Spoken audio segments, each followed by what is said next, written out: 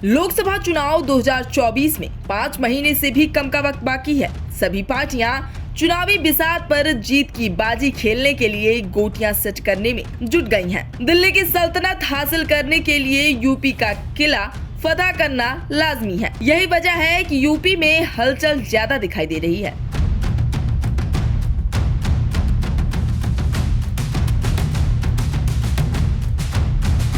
BJP और कांग्रेस इस वक्त भले ही 5 राज्यों में हो रहे विधानसभा चुनाव में व्यस्त है, लेकिन बसपा और सपा इन राज्यों के साथ यूपी में लोकसभा चुनाव को लेकर भी रणनीति तैयार कर रही है। सपा के विपक्षी गठबंधन में शामिल रहने को लेकर लेकिन किंतु परंतु वाली स्थिति जरूर है, पर सियासी पंडितों का मानना है कि अंत तक वो विपक्षी गठबंधन का हिस्सा होगी। दूसरी तरफ बसपा सुप्रीमो मायावती ने लोकसभा चुनाव में एकला चलो का फैसला किया है और प्रदेश में हाशिए पर पहुंच चुकी पार्टी में नई जान फूंकने की तैयारी कर रही है। 2012 तक यूपी के सिंहासन पर काबिज रहने वाली बसपा की वर्तमान हालत किसी से छिपी नहीं है। 2009 के लोकसभा चुनाव में 20 सीटों पर कब्जा जमाने वाली बसपा 2014 में शून्य पर आ गई। 2019 में सपा के साथ मिलकर चुनाव लड़ा तो आंकड़ा 10 तक पहुंचा, लेकिन दोनों में ब्रेकअप हो गया। इस लिहाज से देखा जाए तो 2024 में मायावती की एकला चलो वाली राह आसान नहीं होने वाली है।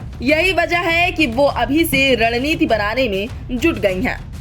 लोकसभा चुनाव में बेहतर प्रदर्शन के लिए बसपा सुप्रीमो ने नए सिरे से रणनीति बनानी शुरू कर दी है। फिलहाल इस बार बसपा की नजर उत्तर प्रदेश की 80 लोकसभा सीटों में से 17 आरक्षित सीटों पर है, क्योंकि 2019 में हुए लोकसभा चुनाव में बसपा ने नगीना और लालगंज आरक्षित वर्ग की 2 सीटों को अपने नाम किया था, तो वहीं अन्य आरक्षित सीटों पर बसपा को मामूली अंतर से ही हार का सामना करना पड़ा था। ऐसे में पार्टी इन सीटों पर फोकस करते हुए यहाँ पुराने कॉडर के नेताओं में उम्मीदवार की तलाश कर रही है, जिससे वो यूपी में न केवल अपनी स्थिति सुधार सके बल्कि पूर्ण बहुमत न आने की स्थिति में किंग मेकर बनकर भी सामने आ सके।